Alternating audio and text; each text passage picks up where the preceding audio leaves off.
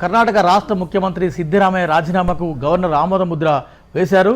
ఇక మిగిలిన తర్వాయి భాగం అంతా కూడా కొత్త రాష్ట్ర ముఖ్యమంత్రిగా డీకే శివకుమార్ ప్రమాణ స్వీకారం. అంటే ఎప్పుడు ప్రమాణ స్వీకారం చేస్తారన్నది ఇంకా కొంత క్లారిటీ రావాల్సిన అవసరం ఉంది.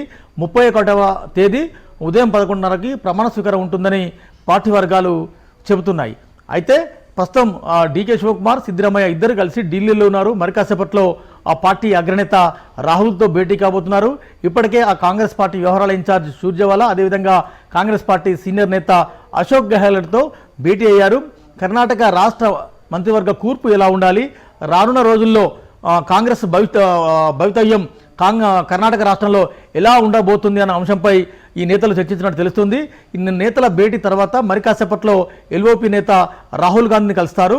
రాహుల్ గాంధీ దగ్గర పవర్ షేరింగ్ అంశం ఇప్పటికే ఖరారైంది కాబట్టి అయితే మంత్రివర్గ కూర్పు ఎట్లా ఉంటుంది, కూర్పులో సిద్దిరామయ్య డిమాండ్స్ ఏంటి, సిద్దిరామయ్య ఎందుకంటే ముఖ్యమంత్రి పదవి 3 ఏళ్ళు చేశారు, మరో 2 ఏళ్ళు పవర్ షేరింగ్ అగ్రిమెంట్లో భాగంగా డీకే శివకుమార్కి ఇస్తున్నారు కాబట్టి తనను నమ్ముకున్న అనుయాయులకు కానీ తనకు నచ్చిన వారికి కానీ ఎవరెవరికి కీలక మంత్రి పదవులు ఇప్పియాలన్న అనంపై సిద్దిరామయ్య కొంత కసరత్తు చేస్తున్నట్టు తెలుస్తుంది.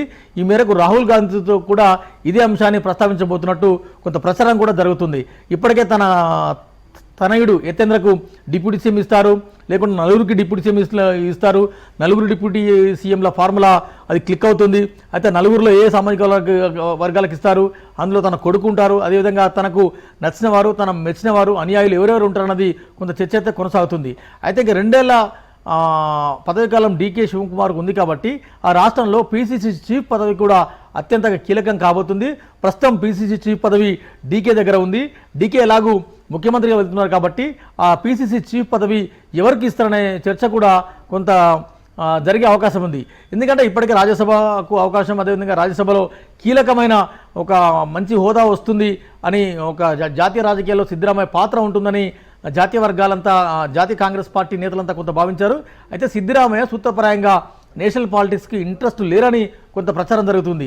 సో రాష్ట్ర రాజకీయాలకు మాత్రమే తాను పరిమితం అవుతారు, నేను ఎమ్మెల్యేగా ఉంటానంటే మరి ఆయన పీసీసీ ఇస్తారా, లేకుంటే సిద్దిరామయ్య ఎవరికైతే చెబుతారో వారికి పీసీసీ ఇస్తారన్నది చూడాలి.